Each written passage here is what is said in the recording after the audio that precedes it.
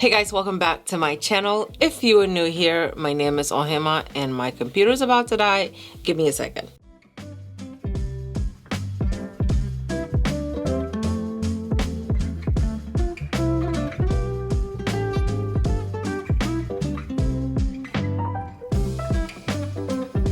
If you are new here, my name is Ohemaa. Welcome. If you are a returning subscriber, hey! I know we're still on that new nail drip, you know. The link to my nails will be down below in the description box, so definitely check that out. She is amazing with the nails, okay? A while ago we started a beginner eyeshadow series. I showed you guys the difference between primers and bases, and I showed you guys what all my bases look like. And then we have another video on how I prep my eyes for an intense color eyeshadow. So in today's video, I'm gonna go ahead and take this to the next step, which is actually applying a single color shadow onto the base that we created. I just want to be able to show you guys how to make one single shadow show up as intensely as it possibly can.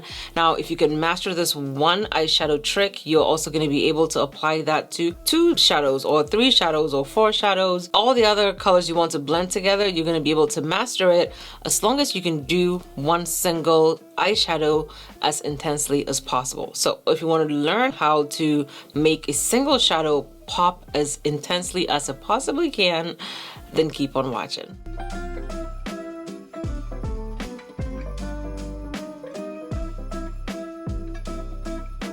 So now that our eyes are prepped, in today's video we're going to be using the Juicy Boost palette by Colored Rain. I wanted to go ahead and choose a shade that was going to be intense and bright for you to see at the same time. And with the holiday season, we're using this red shade, and that is the shade Apple Strawberry. I don't know what shade I'm going to blend it out with yet, but let's go ahead and pack the shades onto our eyes. In my opinion, you need a packing brush, which is what you would call a shader brush or a short shader brush depending on the brand that you're buying it from. This is one from Sigma, and this is the Sigma E59 brush. The reason why you need this brush is because of how short it is. It's very short, but it's also a very dense brush. It doesn't move as easily as a blending brush, or you know, this is another type of blending brush. It's not like a fluffy wide tip like this. It's more compact and dense and compacted. Now you can also use a brush that looks like this because once again it's compact at the top and it's not like flared out. This one can also be used. This is another type of a short shader brush. It's wider at the top, yes, but it's not like really fanned out. So you need like a dense compacted brush so you can pack the color onto your eyes, okay? So packing time. I'm not gonna look up at you, by the way. So I'm taking the shade, and you know, you tap into the shade or you rub it or whatever it is you're gonna do. You can pat off the excess if your base is already done. And what you're gonna do when it comes to the packing part is just stamp the shade into your base, okay? So that's all you're doing. You're just stamping it on. There's no blending or flicking. It's just stamping motions.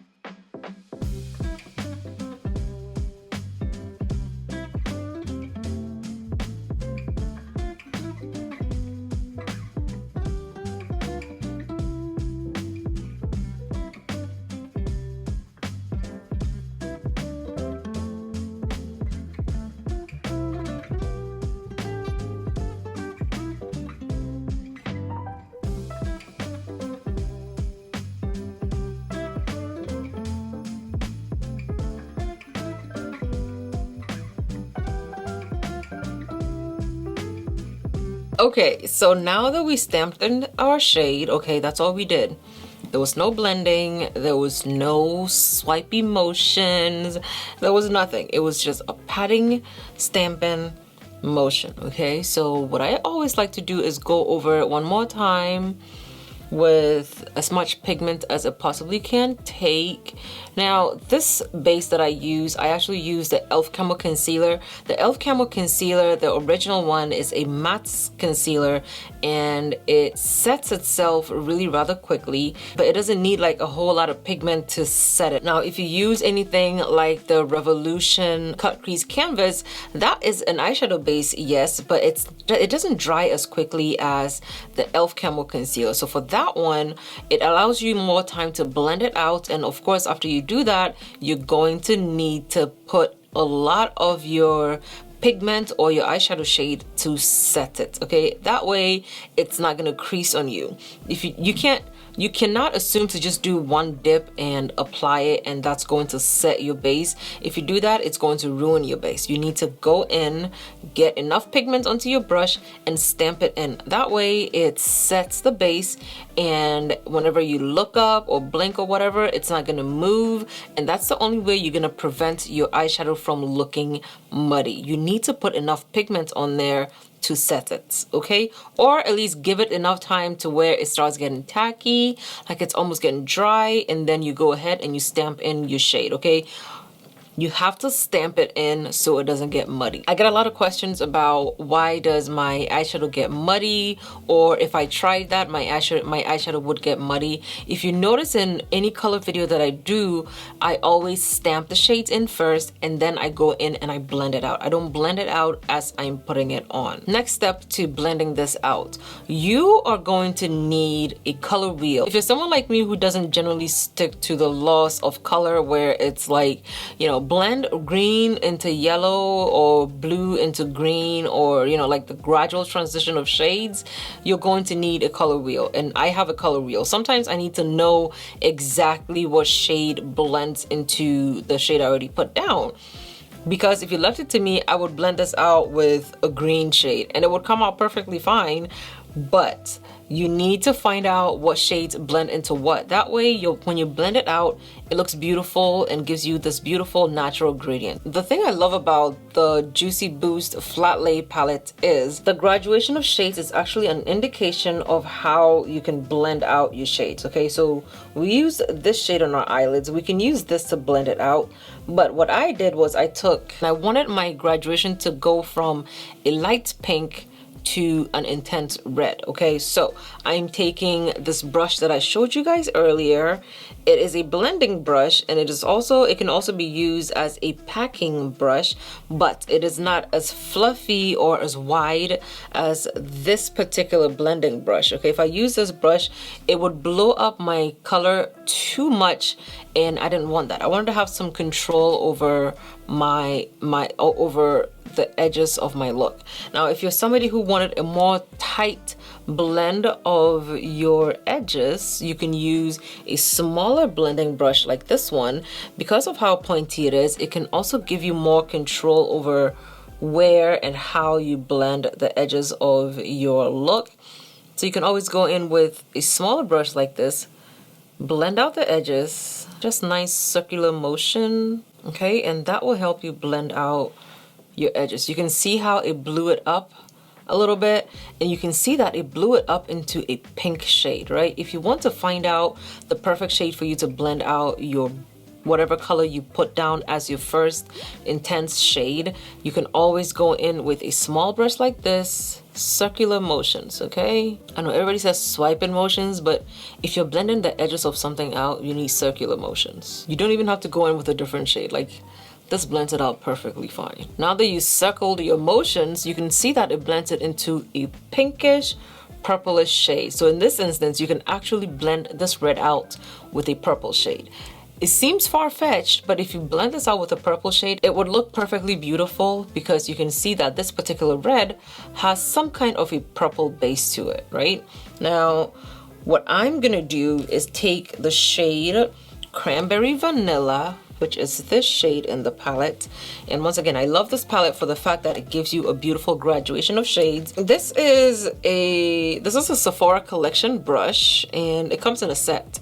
I will try to find it and put the link down below, but it's the one with a clear tip. If I can't find this, you can also go ahead and use the BH Cosmetics brush set that I showed you guys how to use in my brush sets for beginners. I will link that video down below. Okay, so that was not the shade I used. I used Berry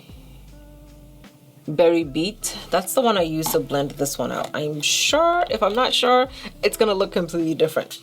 But I'm gonna go into Berry Beat, and what you're gonna do when it comes to blending the edges of this out is that you are going to start from the inside of the shade that you did, okay? You don't start from the outer edge of the line and blend out like that. You have to start blending from the inside of the red and blend up, okay? So you're not blending in place, you're blending it up, right? That way the edges can be soft and blown out. And I really hope I'm using the right shade as my other eye, because I did not remember which shade I used to blend it out. You don't need to put a lot of product on there. Just first you can blow it out as much as you want. Just tap in and blow it out. And right now I'm just doing a side swipe motion. I'm not doing the windshield motion that, you know, a lot of people suggest. Just doing a side swipe motion so I can get rid of that line that's in the shade, or that's in the eyeshadow.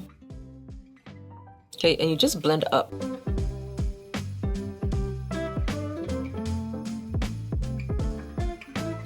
Also, you can push your brush in like this. That will definitely give you a good blend, but it can also take off the eyeshadow from your eye. Okay, so we're just blending the edges out, and you don't have to dig a lot into the palette. When you're blending out your edges, the best thing for you to do is to just tap into the shade like that. Just lightly tap it. Now if you're trying to pack on the pigment, that's when you go in and do like me and just circle around so you can get a lot of the pigment onto your brush. But if you're just trying to blend out your edges, you just tap in and blend.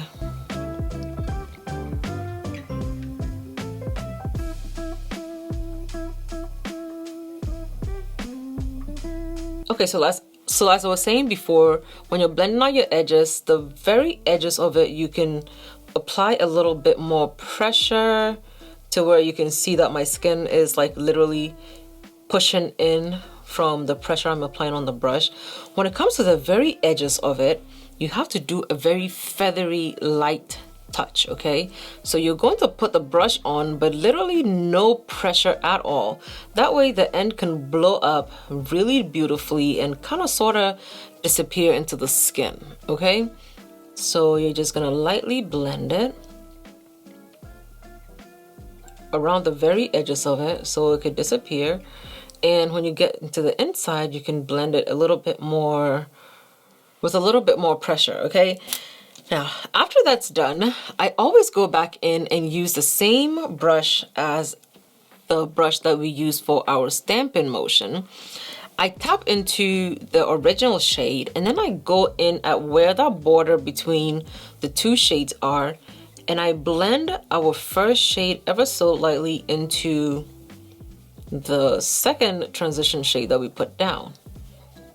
That way they both look like they're coming from inside of it. So it's gonna look like the red is, you know, blown out into the pink, and the pink is blown into the red. Okay, so this is the blend. That's it. There's nothing else left to do, except if you feel like this color up here is too close to your brow or too intense or whatever, you can use a shade that closely matches your skin tone or your concealer tone.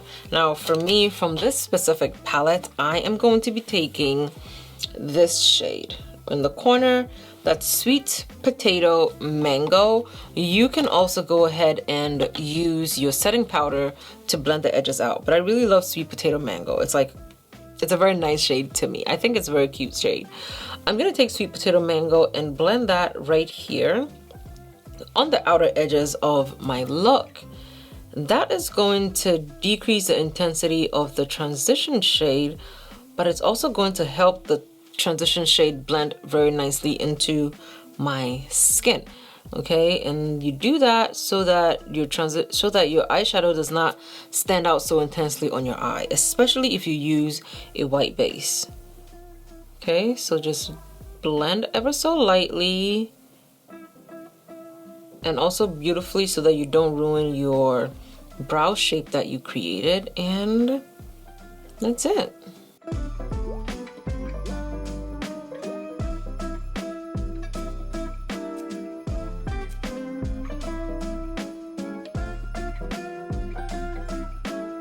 Okay, so this is it right here.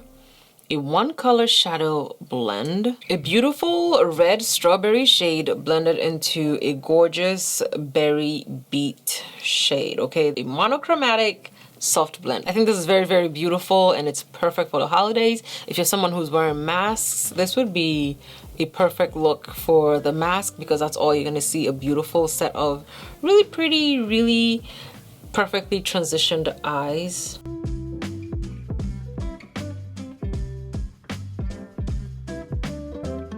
Okay guys, so this is our finished look, trying out a monochromatic look. Obviously you can also go ahead and apply some of that a highlighter to your brow bone.